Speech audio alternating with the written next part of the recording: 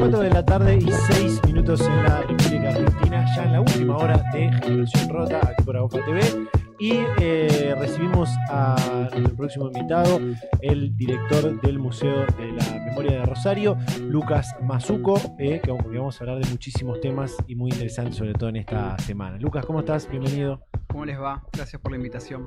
Un placer charlar con vos y más de esto que nos tiene a todos, primero que nos interpela muchísimo en este programa, todo lo que tiene que ver con los derechos humanos y con la democracia sobre todo, y más en esta época, en este contexto, donde hay mucho discurso que va en contra de esa reivindicación que se ha hecho durante tanto tiempo. Sí, de hecho estamos en una semana muy particular, una semana que es de elecciones, y en 40 años de democracia, un aniversario tan redondo, tan significativo, nunca tuvimos 40 años de democracia ininterrumpida, tendría que ser un momento de festejo, ¿no? Las elecciones generales presidenciales a 40 años de la última dictadura, y estamos en un clima de agobio, de miedo, de tensión, de nervios no positivos, sino nervios tristes. Y bueno, tiene mucho que ver el tipo de debate que estamos teniendo. Siempre que hablamos de negacionismo en estos últimos años, a mí en el museo en realidad tratamos de matizar un poco y decir, ojalá fuese negacionismo, es reivindicación lo que está pasando. Desde estos últimos 8 años se dio vuelta la página de aquellos que reivindicaban la dictadura con cierta vergüenza, negando los crímenes, que eso era la constante desde el 83 hasta el 2015, y poco a poco se pasó a la reivindicación. Y hoy estamos ya una clara reivindicación. Se tergiversa la historia, se la relativiza, se la minimiza para reivindicarla. Y ese es el clima.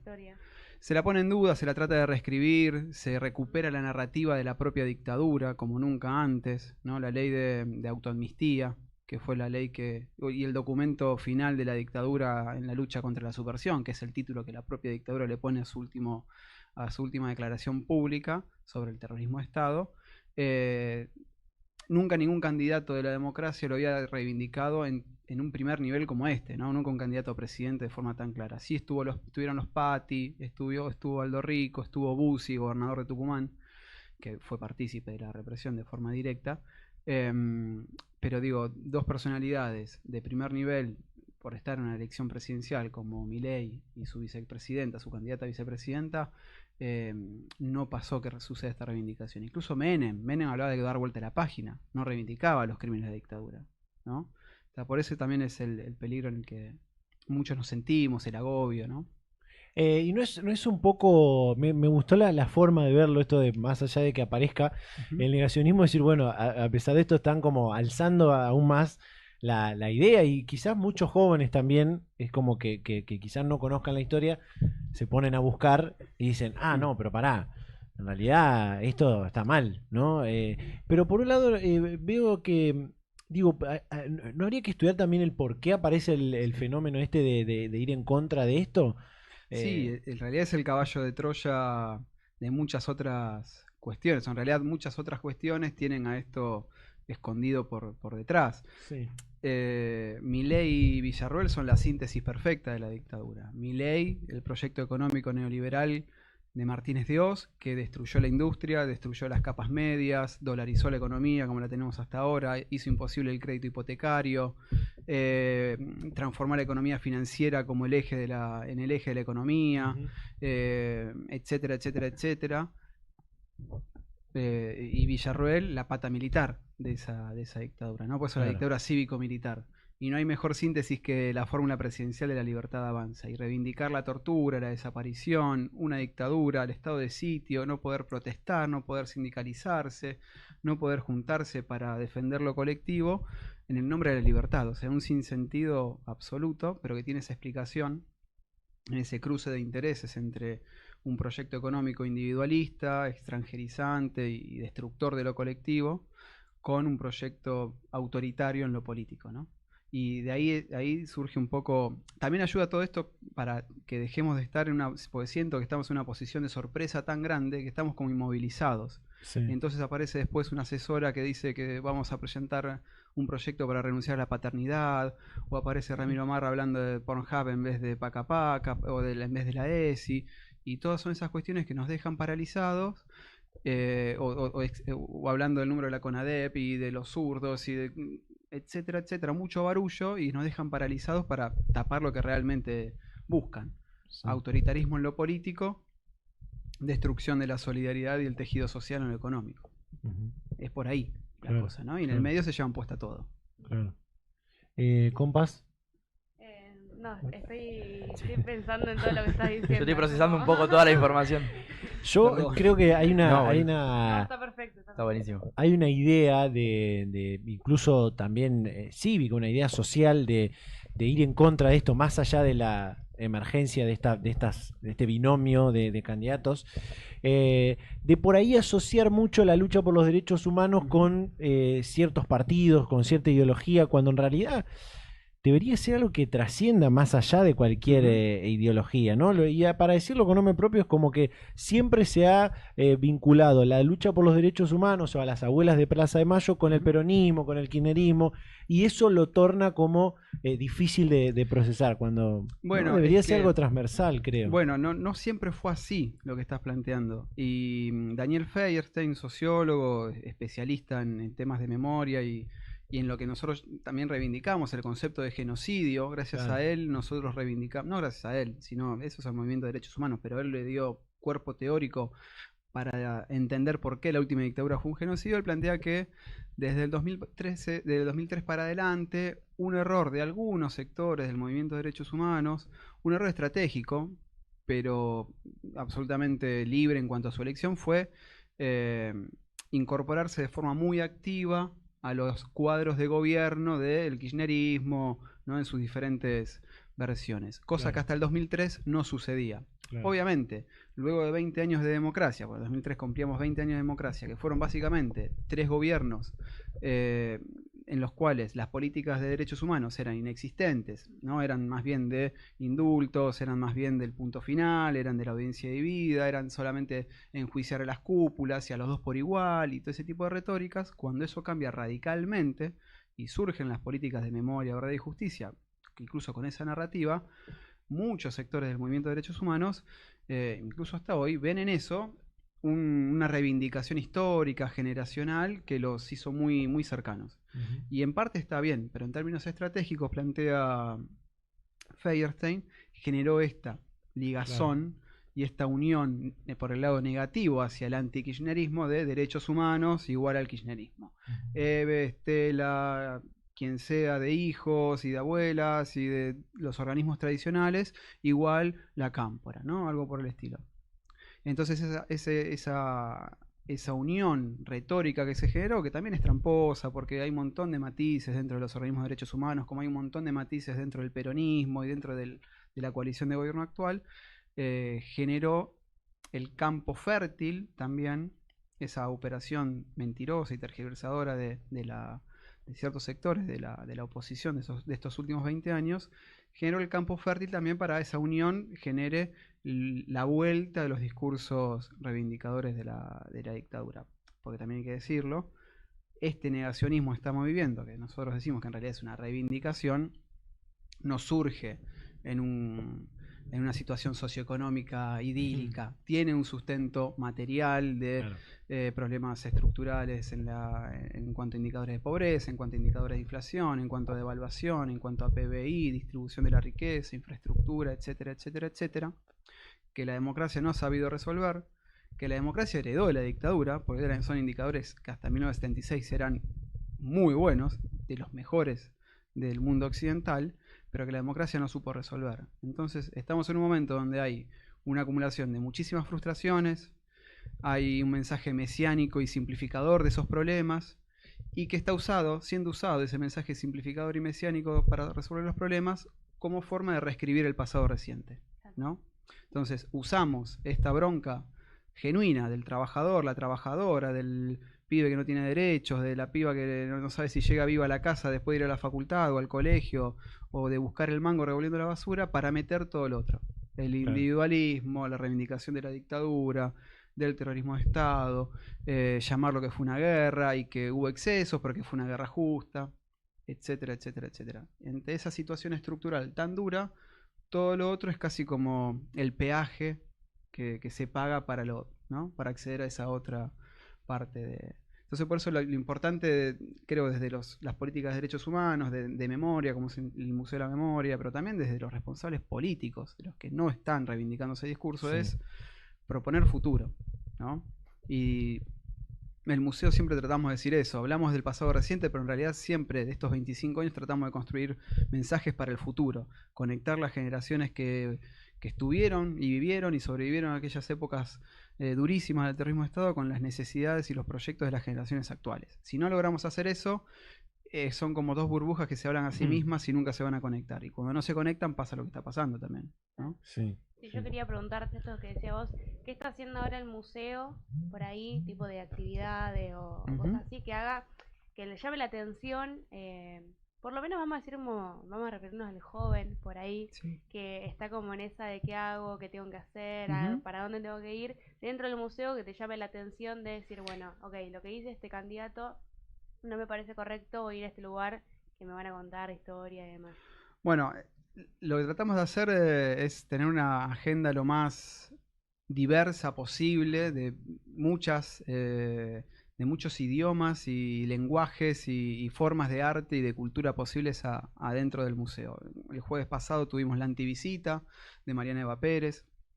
Ella es hija de víctimas de la dictadura, pero también es dramaturga y es doctora en literatura y creó una obra de teatro en la cual uno visita la ESMA, pero en otros lugares. Entonces trata de desmitificar el rol, o resignificar el rol, mejor dicho, de los sitios de memoria en sí, recuperando las memorias locales. Entonces en esa misma visita trabajó el Villazo, ¿no? El movimiento de lucha obrera de los 70 en Villa Constitución.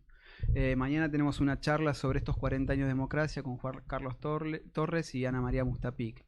El 6 de octubre inauguramos una muestra transitoria que se llama No Archivar, que es sobre la lucha contra la violencia policial e institucional en estos últimos 30 años, desde la masacre de Budge hasta hoy. Y cada vez que podemos hacemos música, hacemos teatro, ferias editoriales, también hay recorridos semanales los jueves al mediodía y los sábados al mediodía, donde no nuestra forma de dialogar con el público no es tener un guión y repetirlo como si fuese una lección de la escuela, sino en realidad tratar de ver cómo está conformado el grupo, quién es la persona que nos visita, qué edad tiene, de dónde viene, y preguntarle y devolverle y contarle qué contamos en cada espacio, pero con una pregunta, en realidad. Entonces le mostramos el mapa de Rosario con los centros clandestinos y le preguntamos dónde vivís o dónde estudiaste.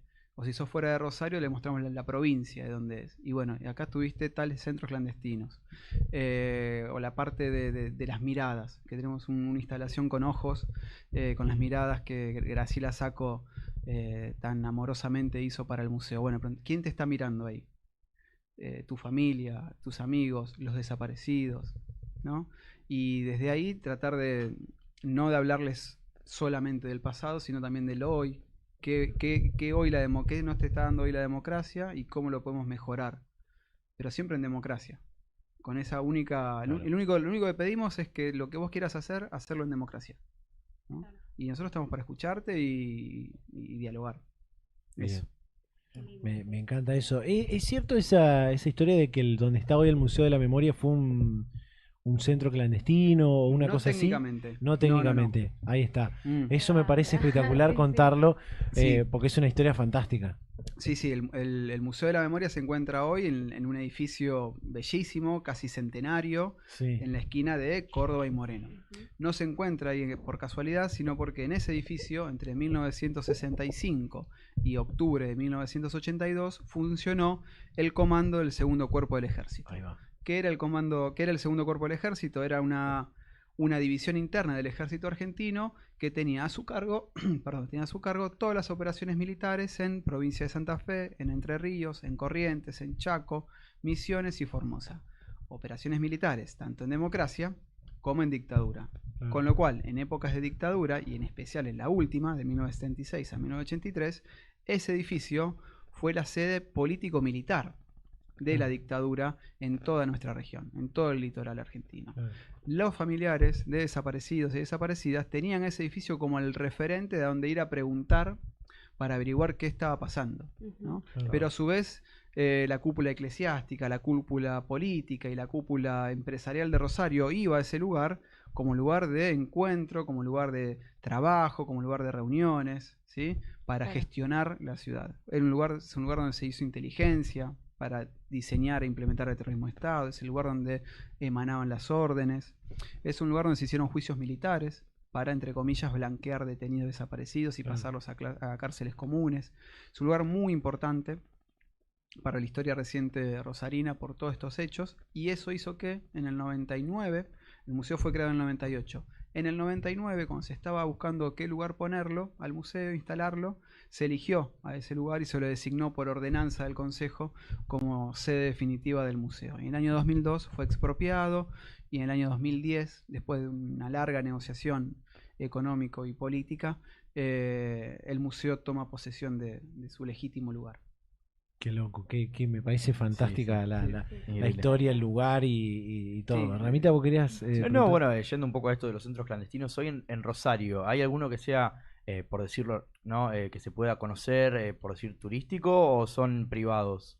No, hay una gran mayoría de sitios, o una gran cantidad de sitios que son de uso público, están para hacer recorridos, como el Servicio de Informaciones, que está muy cerquita del museo, se encuentra en la esquina de San Lorenzo y Dorrego, en el edificio de lo que hoy es la Gobernación, pero que en aquella época era la sede de la policía de la provincia de Santa Fe en Rosario. La Vigil, la biblioteca Vigil, Sí. en zona sur, no fue un centro clandestino de detención, pero sí fue una institución educativa y social intervenida por la dictadura y diezmada por la dictadura, y tiene recorridos guiados para mostrar cómo era la Vigil antes de la dictadura, qué Claro. hizo la dictadura con ella y cómo están hoy tratando de recuperarla de forma colectiva, ¿no? Después está el Batallón 121 Sí, sí. en zona sur, la Calamita en Granadero Baigorria se está tratando de transformar en un sitio de memoria muy similar a lo que trabaja el museo, lo que trabaja el Servicio de Informaciones. Se está trabajando en un proceso de donación de esa propiedad que sigue siendo privada a la asociación civil que busca transformarla en un sitio de memoria. Ujú. Está la Quinta de Funes, digo, hay Sí, diferentes sí, hay varios sitios. lugares. Qué bien. Después hay otros que, bueno, siguen funcionando. Por ejemplo, la Escuela Mañasco está señalizada como ex centro clandestino, pero sigue funcionando como colegio, ¿no? Como Claro. tal. Y así otros lugares más. Bien. Ya te voy a preguntar por la actividad que se viene Sí. mañana y la semana que viene también, que viene el autor o bueno, las personas que escribieron un libro fantástico que se publicó el año pasado, si no me Ujú. equivoco, y que todo el ámbito político lo leyó. No sé si después se pueden aplicar las cosas que se dicen, pero bueno, ya lo vamos a contar. Pero quiero preguntarte algo que decías recién, esto de que el museo intenta hablarle a todas las generaciones, ¿no? A las generaciones que vivieron la dictadura, sobre todo la última dictadura, y a las generaciones más actuales, como quizás la nuestra, ¿no?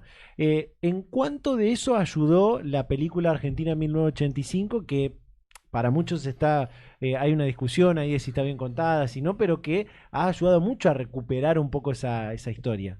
Mirá, en torno a esa polémica de bien contada, mal contada, como recurso pedagógico a mí me parece formidable la película 1985. Recomiendo como complemento buscar y tratar de ver, que si todo sale bien, en marzo tal vez la podamos tener en el museo, la película, el documental El Juicio, que Ujú. está hecho el documental con el crudo de las grabaciones del juicio de Claro. 1985.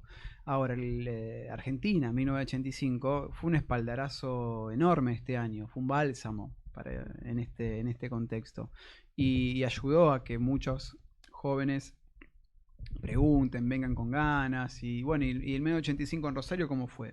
¿Qué estaba pasando en Rosario en 1985? ¿Por qué está la aduana en la película, no? Claro. Entonces sí, fue una ayuda enorme, y nos ayuda a contar que, por ejemplo, en 1984, en la previa, cuando la CONADEP termina de investigar y entrega la documentación que recolectó, en el caso de Rosario la entrega en los tribunales provinciales, al poco tiempo hay un robo en tribunales provinciales de la principal causa que hoy en día se sigue tramitando en Rosario, que es la causa llamada FESED, por Agustín FESED, el referente máximo de la represión que realizó la policía de la provincia de Santa Fe, y fueron robados esos expedientes en 1984 y fue producto de la investigación de la CONADEP ese expediente. Y después, gracias al enorme esfuerzo de sobrevivientes y militantes, se pudo reconstruir ese expediente. Pero digo, sirve para contarles esas otras historias que son tangenciales, por así decirlo, son derivadas de la historia núcleo que el drama, que también dramatizaron en 1985. Bien, y que es un peliculón hay que Sí, verlo. un peliculón. Recomendable. Y tiene licencias típicas o propias de una obra de ficción que no se puede contar de forma atrapante, llevadera, en 1 hora y media. Los datos exactamente estructurados en cuanto a cómo fueron en la realidad. Hay licencias, sí, por supuesto, pero son necesarias, no cambian el núcleo de la historia. El núcleo de la historia, yo entiendo, mi parecer, por haberlo estudiado ese periodo histórico de diversas maneras, se sostiene. Bien. Ya después para cerrar te voy a preguntar una cosa más que tiene que ver con eso, pero quiero que nos cuentes ahora sobre este ciclo de charlas, uno de más de los ciclos de los otros tantos que hicieron este año, que nosotros bueno tuvimos en algunas otras ocasiones a lo largo de este año otros eventos de este estilo, como los de Juventudes y Democracia y demás, que fue organizando el museo. Ahora se viene este que es ciclo de charlas a 40 años de la democracia, que tiene su primera jornada mañana, ¿no? Sí, mañana a las 19 horas en el museo vamos a tener el orgullo de recibir a Ana María Mustapic y a Juan Carlos Torres, perdón, dos referentes desde la ciencia política y la sociología para entender el proceso de transición a la democracia. Juan Carlos fue protagonista de ese proceso al ser parte del Ministerio de Economía a partir del año 85 y Ana María lo ha estudiado de una forma maravillosa. Tiene una frase que para mí sintetiza muy bien muchos de los problemas que tenemos hoy, que lo escribió esta frase en otro contexto, pero sintetiza muy bien este proceso histórico, que dice que el pueblo argentino llega a 1983 sin haber tomado la Bastilla. ¿No? La Bastilla es el inicio de la Revolución Francesa. Cuando el pueblo francés, el pueblo parisino, toma la Bastilla, inicia la revolución.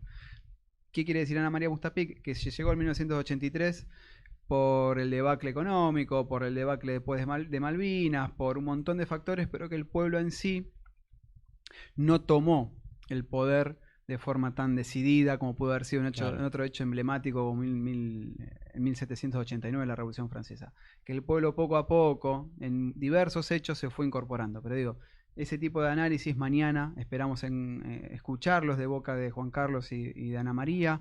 Juan Carlos va a hacer referencia más bien al libro que hacías referencia recién, Una estadía en el quinto piso, que es sobre su trabajo en el Ministerio de Economía en aquellos años, y Ana María va a tratar de mostrarnos o contarnos un poco del sistema político argentino en estos 40 años, ¿no? El hiperpresidencialismo por momentos, la democracia delegativa y demás en las diferentes crisis que vivimos.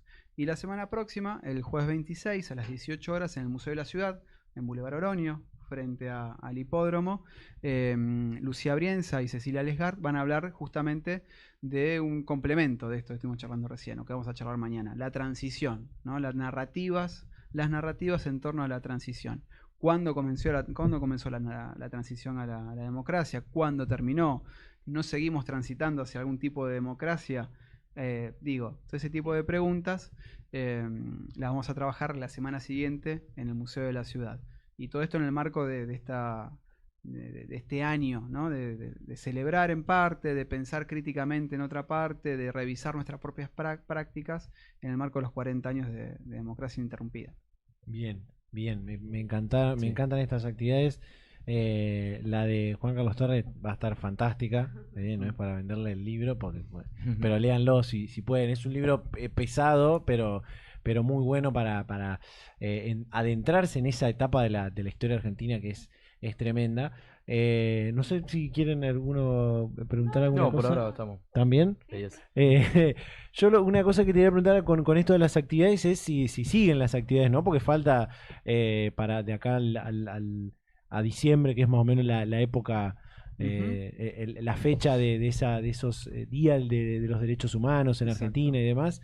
Digo, ¿va a haber más de estas actividades? Sí, en noviembre vamos a tener una agenda un poco más acotada que octubre, pero octubre fue como un momento de ebullición de agenda para el museo, porque también queríamos rescatar que en estos 40 años podríamos ver 2 fechas de los 40 años. El día de la transición de autoridades formal, que es el 10 de diciembre, o la fecha en que el pueblo volvió a votar, y eso es el 30 de octubre. Claro. Entonces le quisimos poner a octubre mucho más potencia que en otros momentos, y entonces tuvimos la antivisita, la inauguración de la muestra, 2 muestras en realidad, porque también inauguramos Sanar la Tierra, que es una muestra transitoria de María Blanco en la fachada del museo, que si han pasado por la esquina y vieron un telar marrón que simula ser el mapa de la Argentina, es el mapa de Argentina, trabajado por María, con arpillera.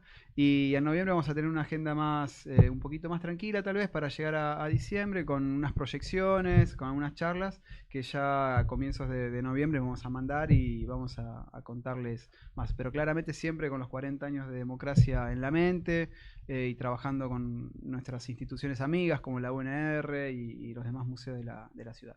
Sí, Bien. también es importante saber que el museo está abierto todos los Exactamente. días, casi todos los días, así que Ujú. bueno, las personas que no lo conocen pueden ir a... Se pueden a acercar, visitarlo. sí, miércoles, jueves y viernes de 10 a 18, con los jueves teniendo recorridos guiados para público general a las 12 del mediodía, sábados, domingos y feriados de 10 a 15.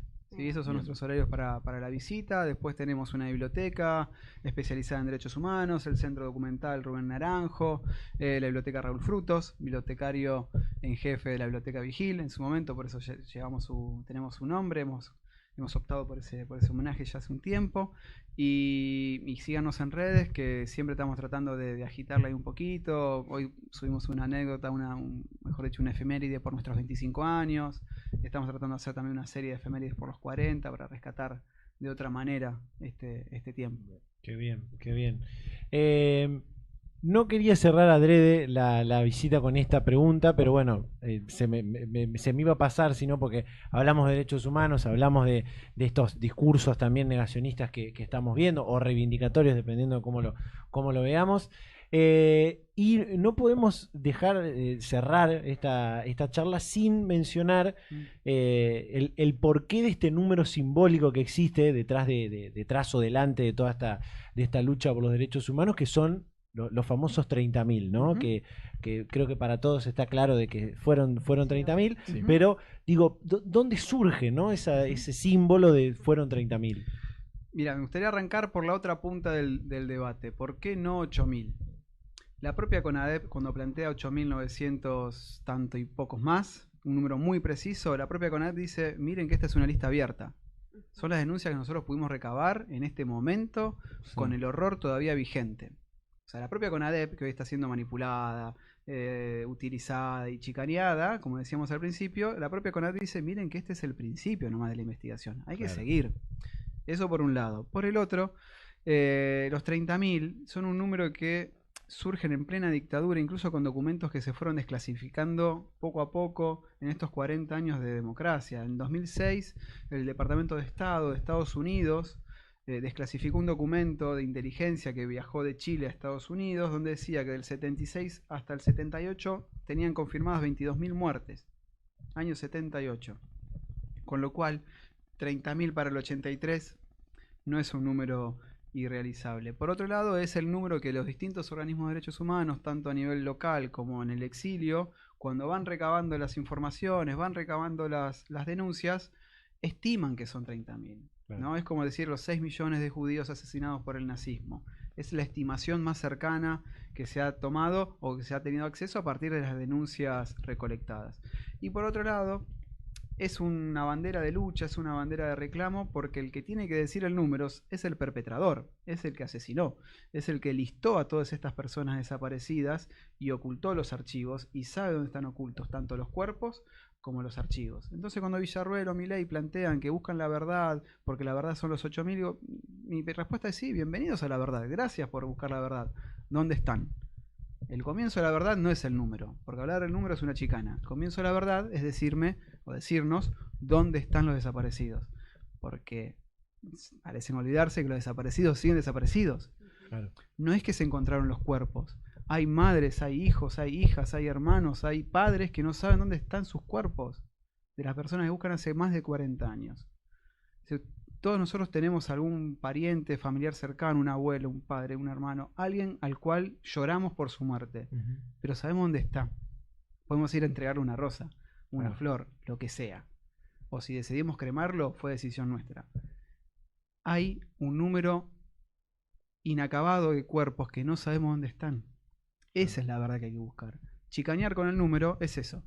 Es una chicana. Y la responsabilidad de saber el número preciso, de darlo, es de los perpetradores, no de las víctimas. Las víctimas creen que son 30.000. Y ese es un pacto histórico que la sociedad argentina no tendría que claudicar jamás. Eso por un lado. Y por último, mejor dicho, tengo siempre una cuenta aritmética que me gusta hacer, que es la siguiente. En Argentina tenemos casi 550 centros clandestinos de detención certificados judicialmente. Si pasaron 10 personas por cada centro clandestino, en promedio nos da 5.500 personas. Si pasaron 100, ya pasamos las 55.000 personas. Digo, el número, haciendo cuentas matemáticas, haciendo especulaciones, puede ser cualquiera, ¿no? Lo importante es tener la seriedad del debate para reconocer el terrorismo de Estado, decirle nunca más y encontrar los cuerpos y reparar a las víctimas que sobrevivieron y reparar a los familiares que sobrevivieron. El museo nació como eso también, ¿no? Como un espacio de reparación, y poco a poco fue evolucionando en un espacio de reparación y de encuentro intergeneracional para construir el nunca más. Eso es lo importante. Totalmente. Lucas, Genial. muchísimas gracias. Gracias Un a placer ustedes. recibirte, conocer toda esta historia, la historia del museo también. Es casi como una casualidad que a lo justo, tanto a la democracia como al museo, se le den dos números redondos Sí. para celebrar sí. este año. Totalmente. Es que casi como una buena casualidad. Así que bueno, aguante la democracia, Aguante y la a democracia. seguir peleándola todos los días. Gracias, exactamente. Siempre democracia en democracia. Solucionar los problemas de la democracia con más democracia, no con menos. Totalmente. Muchas Gracias nuevamente. Gracias a Y ustedes. seguramente vamos a estar nuevamente en contacto para todas estas actividades que se vienen. Gente, nos vamos a ir a la pausa, nos vamos a ir a la pausa rápidamente y ya nos quedan los últimos minutos de este programa.